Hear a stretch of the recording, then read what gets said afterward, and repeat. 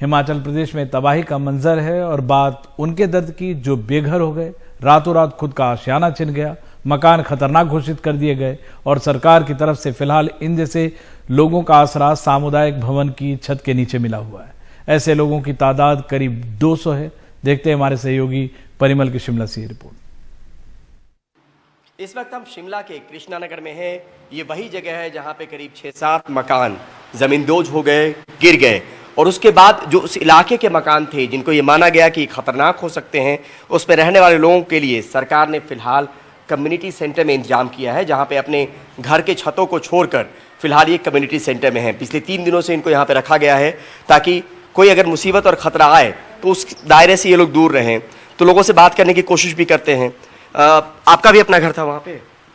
झुग्गी था? जी सर, झुग्गी था। झुग्गी था? हाँ, गिर गया हो। आपका गिर गया? जी। तो बेघर? जी सर, गिर गया।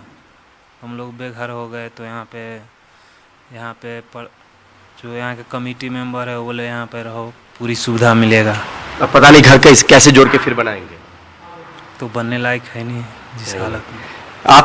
आपका क्या हुआ? गिर गया या डेंजर में चला गया? डेंजर में है सर। डेंजर में है, गिरा नहीं? नहीं, अभी गिरा नहीं है, डेंजर में है, दरारें है। अब वहाँ से यहाँ पर जो कमेटी के आदमी है वहाँ हमको यहाँ पर बोले कि से चलो वहाँ पर हम बिस्तर देते हैं, वहीं पर खाना पीना सब वहीं पर मिलेगा, वहीं रहना है। तो क्या मन में ये सवाल नहीं आता आप लोगों को कि ये इंतजाम आखिर कब तक होगा? जिस जमा पूंजी से आप लोगों ने अपने घर को तैयार किया होगा। हम सर घर से बेघर हो गए। मैं जो बिल्डिंग में रहता वो गिर गया, सारा सामान भी बह गया।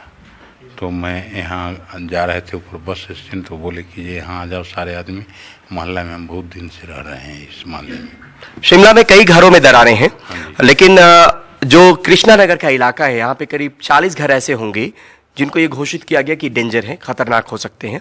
लिहाजा करीब 200 लोग अलग अलग कम्युनिटी सेंटर में उनको रखा गया है। महिलाओं के लिए अलग इंतजाम है, पुरुषों के लिए अलग इंतजाम है। कितनी तकलीफ और चिंता है? चिंता तो आई है सर कि रात को मकान गिर जाए तो सारे लोग दब के मर जाएंगे, तो चिंता नहीं है। आए प्रदेश में कमाने के लिए, फिर इतना तो ज़्यादा ही दुख है। वो हमारे आंखों के सामने ही वहाँ पर ना स्लेटर हाउस, पहले पेड़ गिरा, उसके बाद में स्लेटर हाउस गिरा, फिर उसके बाद में एक पेड़ गिरा। तो ये बहुत हमें भी डर है कि हम भी तो हमारा भी घर गिर सकता है, हमें भी डर है, इसलिए हम यहाँ पर आए हैं। ये दिहाड़ी पे काम चलता है आप लोगों का? कैसे, अगर अब ये नहीं कर पा रहे तो कैसे काम चलता है? अब कैसे कितना दिन से दिहाड़ी नहीं कर रहा? अब बारिश जैसे बीच बीच में कभी 1-2 दिन के लिए रुक गई, तो 1-2 दिन बाद गया, जब 1-2 दिन गया काम करने वो भी नहीं लगा काम, तो फिर क्या करना? अब काम भी नहीं मिल रहा। तो कई जगहों पे शिमला में दरार आई है घर में, और ये जो विभीषिका है, त्रासदी है, परेशानी है, फिलहाल पता नहीं कि उसका हल कब तक निकलेगा, लेकिन फिलहाल प्रशासन के तौर पे एक इंतजाम जरूर किया गया। आप? हाँ जी सर, अब हमारा तो सारा सामान गिर गया, उसके अंदर चला गया। अब हम लोग बेघर हैं, अब कैसे हम लोग रात काटने से हम ही लोग जानते हैं। अब कितने दिन तक रहेंगे इसे कोई पता नहीं है। हालात जिस्म सूरत जहां और भी खराब, चारों तरफ खराब, यहाँ और भी खराब। शिमला से कैमरा पर्सन सुदेश कुमार राम के साथ परिमल कुमार, एनडीटीवी इंडिया। और हिमाचल प्रदेश के कई इलाकों में राहत और बचाव अभियान जारी है। गुरुवार को कांगड़ा से 220 से ज्यादा लोगों को हेलीकॉप्टर के जरिए सुरक्षित निकाला गया। हिमाचल प्रदेश में पिछले 72 घंटे में 1000 से ज्यादा लोगों को बाढ़ प्रभावित इलाकों से बचाया गया है। वायुसेना की पश्चिमी कमान के हेलीकॉप्टर लगातार इस बचाव अभियान में जुटे हुए हैं। और ये तस्वीरें हैं जहां हेलीकॉप्टर से लोगों को जो मुश्किल जगह जहां डेंजर है वहां से निकाला जा रहा है और सुरक्षित स्थानों पर पहुंचाया जा रहा है।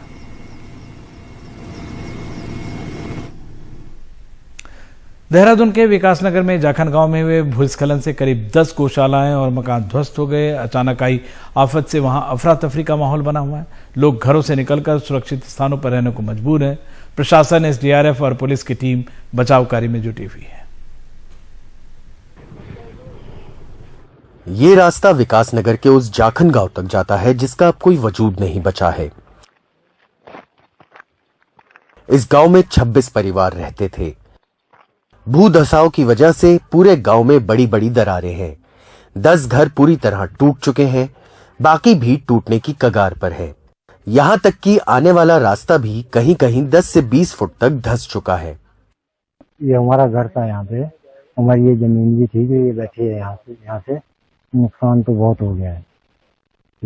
खेत बहुत थे, 1 एकड़ जमीन थी लगभग, वो भी गई, घर भी गया। गांव से ये लोग यहां से अपना सामान हटा रहे हैं क्योंकि जाखन कभी भी जमींदोज हो सकता है। पीढ़ियों से रहते लोगों को अचानक अनिश्चितता ने घेर लिया है। ना रहने का ठिकाना है, ना खेती का।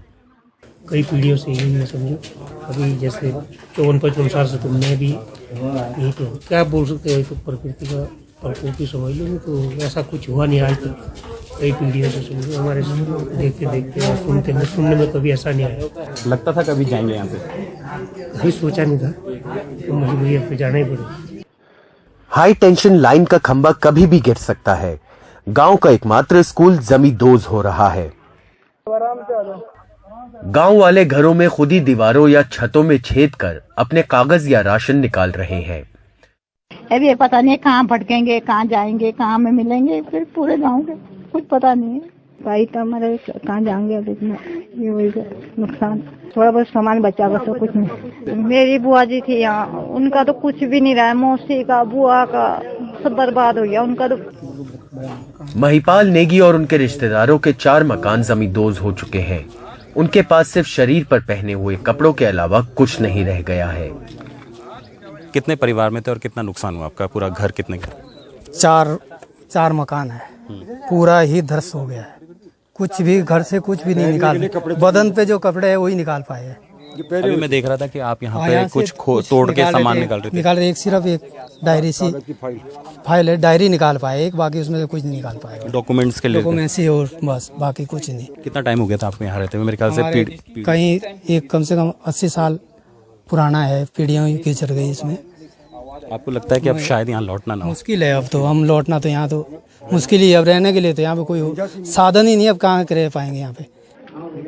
प्रशासन देख रहा है कि लोगों का कितना नुकसान हुआ है, उन्हें कैसे मुआवजा दिया जाए।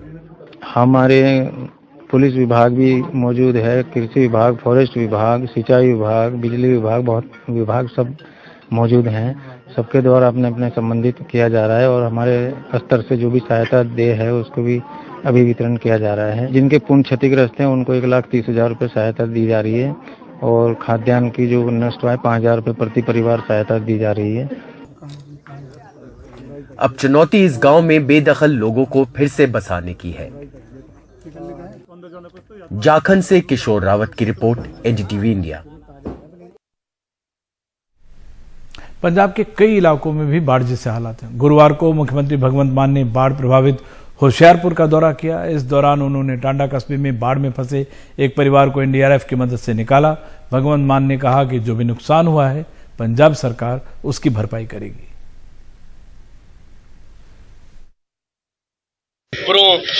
हिमाचल तो पानी आउंदा साडे कोले, हालांकि साडे इत्थे कोई बरसात नहीं हुई, पर उपर पहाड़ां जदों बरसात हुंदी है तां साडे डैम जिहड़े ने उन्हां दी इनटेक वध जांदी है। तां इस वक्त जे मैं दस्सां तां मैं हर वक्त संपर्क दे विच हां हिमाचल गौरमेंट नाल। एक जान चाहे वो इंसान दी है चाहे किसी बेजुबान दी है, कोई बकरी भेड़ मझ कोई साडे लई कीमती है, उन्हां दा कल्ले दा मुआवजा देवांगे। पर एक बंदे नूं चाहे ओहदा मज्झां दा बाड़ा चाहे कोई छोटा मोटा भी नुकसान होया ओहदा पैसा मिलूगा।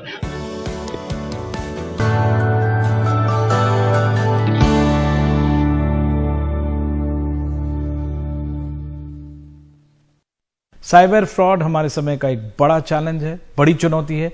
अक्सर ऐसे फ्रॉड फोन और सिम कार्ड के जरिए होते हैं, लेकिन अब सरकार इन पर अंकुश लगाने के लिए देश भर के सभी सिम कार्ड डीलर्स का पुलिस सत्यापन करवाने के लिए नियम बना रही है और अगर किसी ने नियम तोड़ा तो उस पर 10 लाख रुपए का जुर्माना लगाया जाएगा।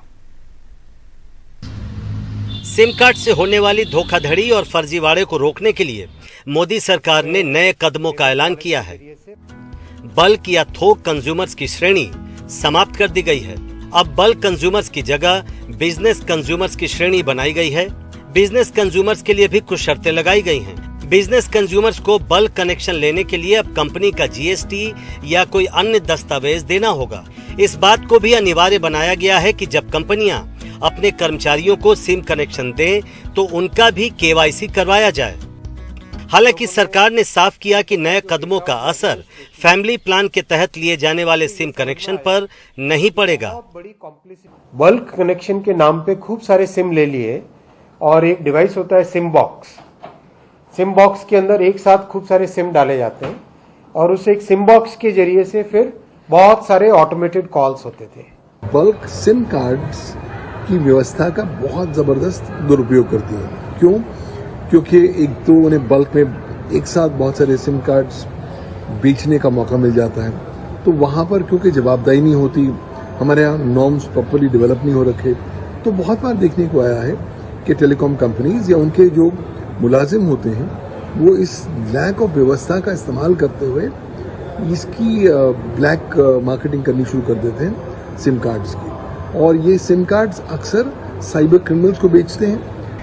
सिम कार्ड डीलर्स पर भी सख्ती का ऐलान किया गया है। देश भर के सभी सिम कार्ड डीलर्स का पुलिस सत्यापन करवाया जाएगा। इनमें नए और पुराने दोनों तरह के डीलर्स शामिल हैं। सभी डीलर्स का रजिस्ट्रेशन भी अनिवार्य बनाया गया है।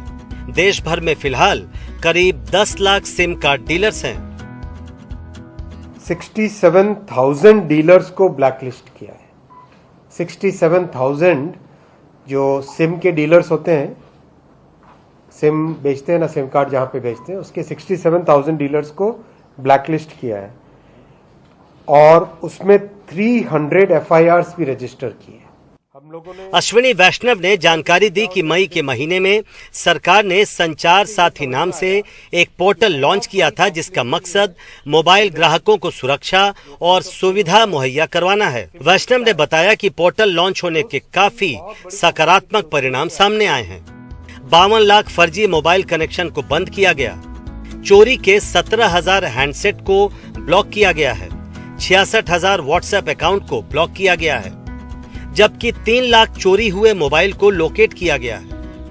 These two reforms, cyber fraud पे और यूजर प्रोटेक्शन पे एक बड़ा सिग्निफिकेंट चेंज आएगा।